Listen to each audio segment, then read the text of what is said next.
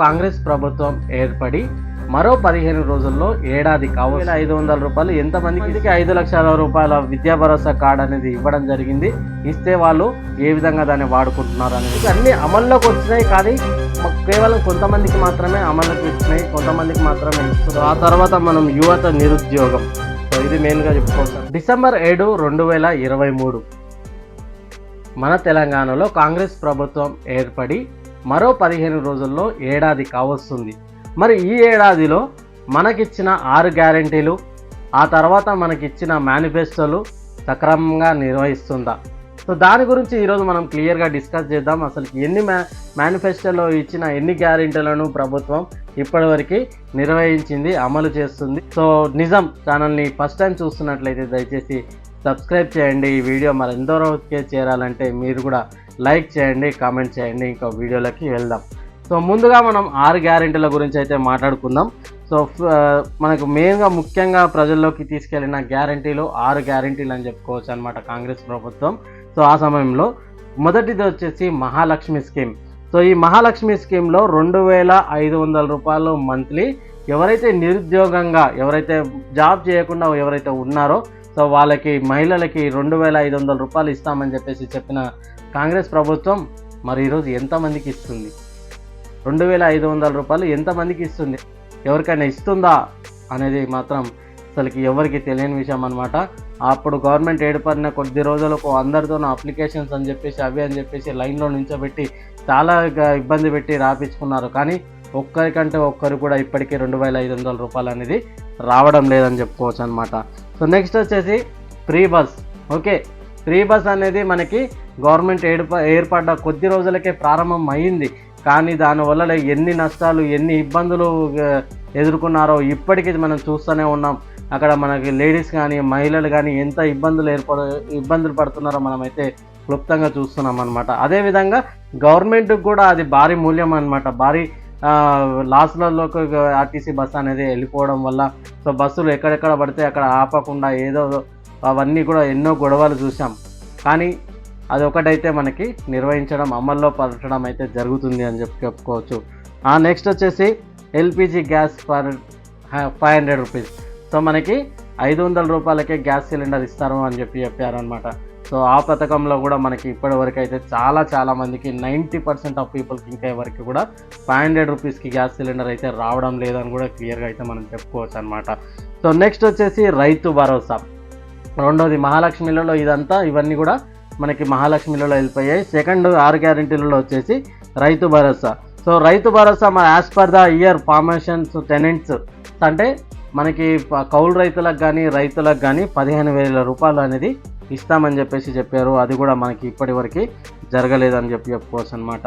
So next వచ్చేసి 12,000 రూపాయలు per form labourers అనమాట. ఫామ్కి మనకి ఫ్యామిలీ ఎవరైతే లేబర్స్ ఎవరైతే వర్క్ చేస్తున్నారో సో వాళ్ళకి 12,000 రూపాయలు ఇస్తారని చెప్పేసి మనకి గ్యారంటీలో ఉండడం జరిగింది. అదేవిధంగా మనకు ప్యాడీ కాప్, వరి పంట వేసే వాళ్ళకి 500 రూపాయలు బోనస్ కూడా ఇస్తామని చెప్పారు. మరి రైతులలో అది ఏ విధంగా వస్తుందో, ఎక్కడ వస్తుందో, ఎవరు తీసుకుంటున్నారో కూడా ఇప్పటికి కూడా దాని మీద కూడా మనకి క్లారిటీ లేదని చెప్పుకోవచ్చు. ఇక యువ వికాసం, ఇది చాలా పబ్లిష్ చేయడం జరిగింది, దీని మీద చాలా ఫోకస్ చేయడం జరిగింది. ఎందుకంటే ఇప్పుడు రాష్ట్రంలో ఒక గవర్నమెంట్ ఫామ్ అవ్వాలన్నా, ఒక గవర్నమెంట్ విడగొట్టాలన్నా మెయిన్ యువకులదే మేజర్ పార్ట్. కాబట్టి యువకులలో యువ వికాసం అని చెప్పేసి ఇది బాగా వెళ్ళిందని చెప్పుకోవచ్చు.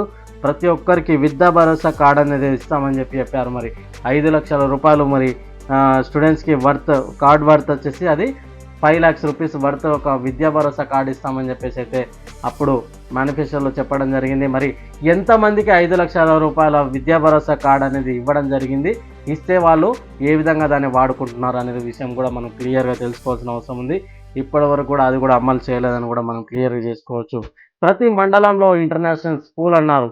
ఇంటర్నేషనల్ స్కూల్ ఏ మండలంలో ఇప్పటికీ ప్రారంభమైంది, ఎక్కడ కడుతున్నారు, ఏ ఇంటర్నేషనల్ స్కూల్ కడుతున్నారు అనేది కూడా మనకి ఇప్పటికి కూడా క్లియర్గా తెలియదని చెప్పుకోవచ్చు అనమాట. సరే, మరి ఇందిరమ్మ ఇండ్లు బాగా ఫోకస్ చేశారు. ఇందిరమ్మ ఇండ్లు అని అప్పట్లో ఉన్నాయి కాబట్టి సో ఇందిరమ్మ ఇండ్లు అప్పట్లో ఇచ్చారు. వైఎస్ఆర్ గారు ఉన్నప్పుడు ఆ టైంలో ఇందిరమ్మ ఇల్లుని ఇచ్చారు కాబట్టి దాన్ని బాగా పబ్లిష్ చేయడం జరిగింది అనమాట. కానీ మరి ఈరోజు ఇందిరమ్మ ఇండ్లను ఎక్కడ కడుతున్నారు? Land for the houses of 5 lakhs for the construction for the wouldn't have own house. ఎవరైతే ఇల్లు లేవో వాళ్ళకి 5 lakhs రూపీస్ ఇస్తామని చెప్పేసి ఆ యొక్క ఇందిరమ్మ ఇండ్లలో మనకి పేరు పొడిచడం జరిగింది. మరి ఎవరికి ఇచ్చారు 5,00,000 రూపాయలు? ఇప్పటివరకు తీసుకున్న వాళ్ళు ఎంతమంది ఉన్నారు అనేది కూడా మనం క్లియర్ చేసుకోవాల్సిన అవసరం ఉంది. ఒక్కరంటే ఒక్కరు కూడా లేరు. అది కూడా 250 గజాలు land of the activities of Telangana movement. So 250 గజాలు తెలంగాణ మూవ్‌మెంట్‌లో ఎవరైతే యాక్టివ్‌గా వర్క్ చేసి వాళ్ళ ప్రాణాలను సైతం లెక్క చేయకుండా ఎవరైతే పోరాడి వర్క్ చేశారో వాళ్ళకి 250 గజాలు కూడా ఇస్తామని చెప్పారు. మరి ఎవరికి ఆ 250 గజాలు కూడా ఎవ్వరు కూడా ఇవ్వలేదు ఇప్పటివరకు అనేది కూడా మనం క్లియర్‌గా చెప్పుకోవచ్చు.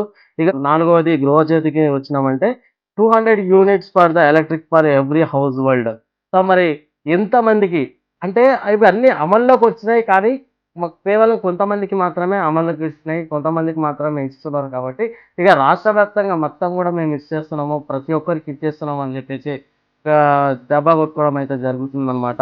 సో ఇది కూడా అందరికైతే 200 యూనిట్స్ ఫర్ ఫ్రీ ఆఫ్ కాస్ట్‌లో అనేది కూడా ఎవ్వరికి కూడా చాలా మందికైతే ఇది కూడా అమల్లోకి రాలేదని క్లియర్‌గా మనం చెప్పుకోవచ్చు అనమాట. నెక్స్ట్ చేయూత. చేయూత పెన్షన్ రూ. 2,500 ఉండే ఇంతకుముందుకి.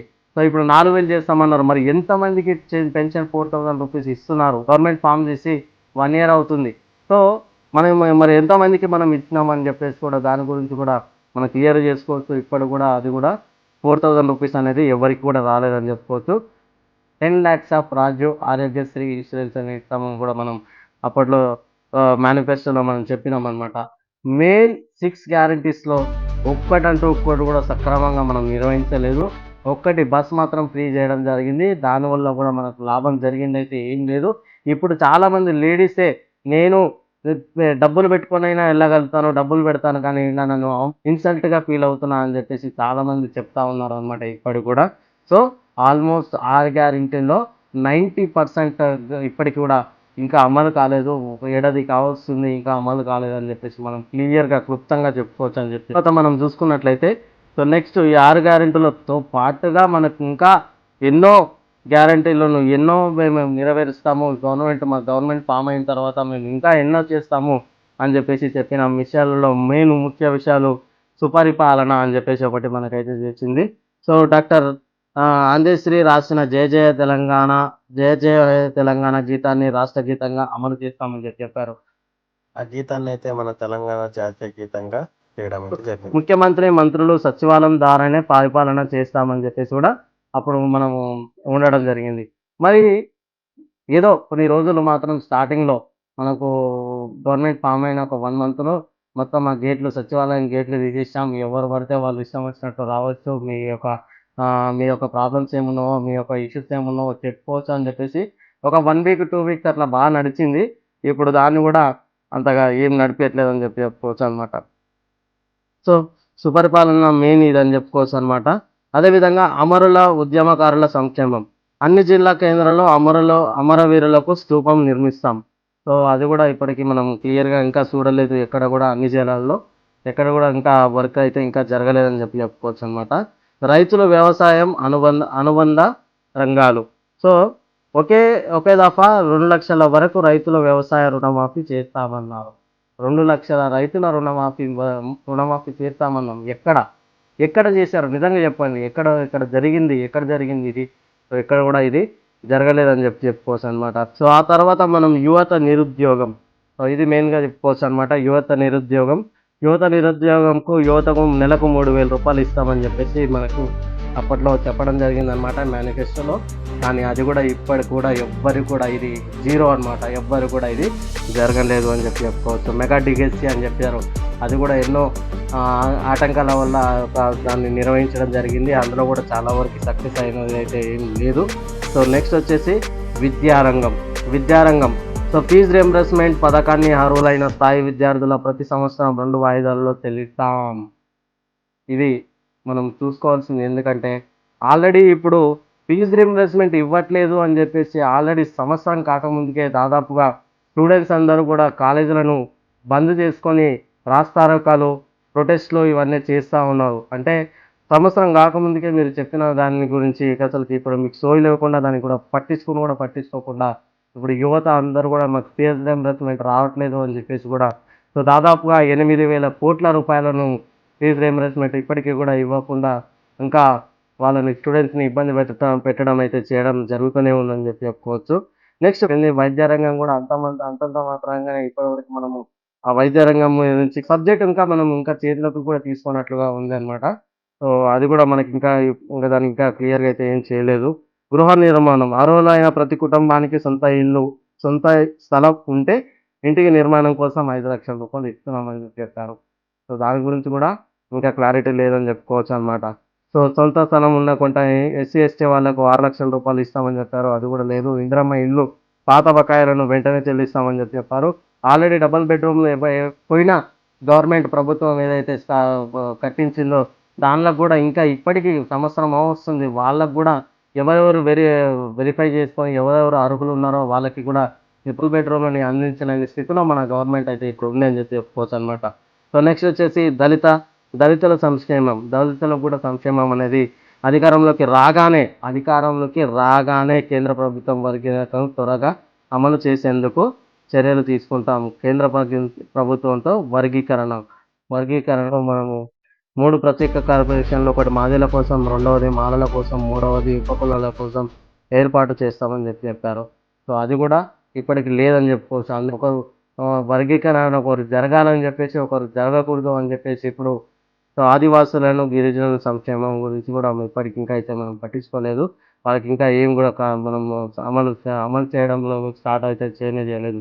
సో మైనారిటీ సంక్షేమం, మైనారిటీ గురించి కూడా ప్లాన్ అమలు చేస్తామని చెప్పేసి ఇవి కూడా కార్మికుల కోసం సుప్రీంకోర్టు జడ్జిమెంట్ ప్రకారం అన్ని రంగాల్లో ఉన్న కార్మికులను సమాన పనికి సమాన వేతనం వచ్చేలా చర్యలు తీసుకుంటామని చెప్పేసి కూడా చెప్పారు కాబట్టి సో ఇది కూడా ఖచ్చితంగా మనకి ఇది కూడా అమల్లోకి రాలేదు అని చెప్పుకోవచ్చు. ఎందుకంటే ఏదైతే వర్కర్స్ కార్మికులు ఎవరైతే ఉన్నారో ఒక్కొక్కరు ఒక్కొక్క వేతనం తీసుకోవడం జరుగుతుంది అని చెప్పుకోవచ్చు. కొందరైతే ఎగ్జాంపుల్ మేస్త్రిలా ఉన్నారు. సివిల్‌లో మేస్త్రిలా ఉన్నారు.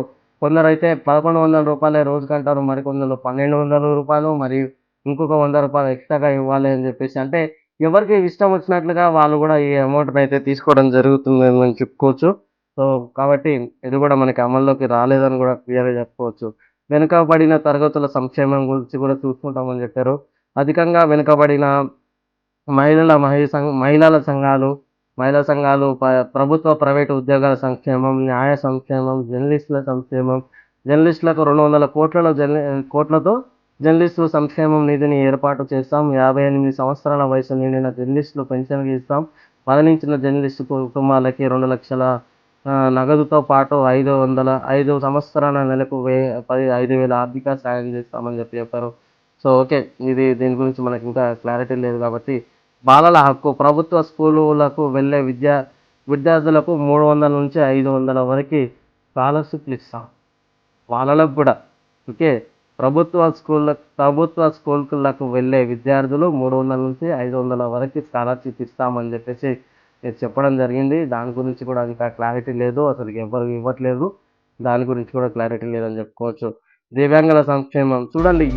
ఇన్ని మీరు పథకాలు ఇచ్చినా గానీ ఒక్కటంటూ ఒక్క పథకాన్ని కూడా మీరు క్లియర్ కట్‌గా ఇప్పటివరకి అమలు పరిచిన పథకాలు ఒకటంటూ ఒకటి లేదని క్లియర్‌గా చెప్పుకోవచ్చు. సో ఇది మరి మనకు ఏడాదిలో మీరు చేసిన వర్క్ ఏంటి అంటే దాదాపు ఫస్ట్ టైమ్ అనుకుంటా తెలంగాణ గవర్నమెంట్ గానీ, ఏ గవర్నమెంట్‌లో అయినా గానీ సో ఏడాదిలోనే మీకు వ్యతిరేకత రావడం జరుగుతుంది. మీరు హైడ్రాను కూల్చివేతలలో ఉంచినంత శ్రద్ధ పునర్నిర్మాణం చేద్దాం. నిర్మాణంలో మీకైతే శ్రద్ధ లేదని చెప్పుకోవచ్చు. సో మరి హైడ్రాను మీరు చేస్తున్నారు. అది మంచి పని కోసమే కావచ్చు. కాకపోతే దాని మీద ఉన్నంత ఇంట్రెస్టు హైడ్రా మీద ఉన్నంత ఇంట్రెస్ట్ మరి మీరు నిర్మాణాలు చేయాలి. ఏవైతే పథకాలు ఇస్తున్నామో ఆ పథకాలను నెరవేర్చాలి. జనాల కోసం మనల్ని నమ్మి ఓటేసిర్రు కాబట్టి ఆ పథకాలన్నీ పూర్తిగా మేము ఇవ్వాలి అనే దాని మీద ఇంట్రెస్ట్ లేకపోవడం వల్ల, సోయి లేకపోవడం వల్ల మన గవర్నమెంట్ అయితే ఇప్పుడు గ్రాఫ్ అనేది కూడా పూర్తిగా పడిపోవడం అయితే జరుగుతుందని చెప్పుకోవచ్చు. కాబట్టి దయచేసి ఇప్పుడైనా ఏడాది తర్వాత ఒకసారి మళ్ళీ కూర్చొని మీరు ప్రతి ఒక్కటి చేయాలని చెప్పేసి మీరు ఏదైతే పథకం ఇచ్చిండ్రో ఆ పథకాలన్నీ కూడా అమలు చేయాలని చెప్పేసి అదేవిధంగా ఇక్కడ రోడ్ల విషయంలో కూడా చూసుకుంటే రోడ్లు కూడా ఇప్పటికి కూడా సమస్య అయ్యింది. మాకు ఆ రోడ్లను మొత్తం తవ్వేసి ఆ డ్రైనేజ్ చేస్తామని చెప్పేసి తవ్వి దాదాపుగా లాస్ట్ ఇయర్ ఎలక్షన్ టైంలో మీరు ఆ రోడ్లను అన్నీ చేయడం జరిగింది. కానీ ఇప్పటివరకు దాన్ని మళ్ళీ పునర్నిర్మాణం చేయడంలో విఫలమయ్యారు అని చెప్పైతే మనం చెప్పుకోవచ్చు. సో కాబట్టి నెక్స్ట్ వచ్చే సంవత్సరమైనా దయచేసి మీరు మంచి చేస్తారని చెప్పేసి కోరుకుంటూ సెలవు తీసుకుంటున్నాను. Thank you. జై హింద్.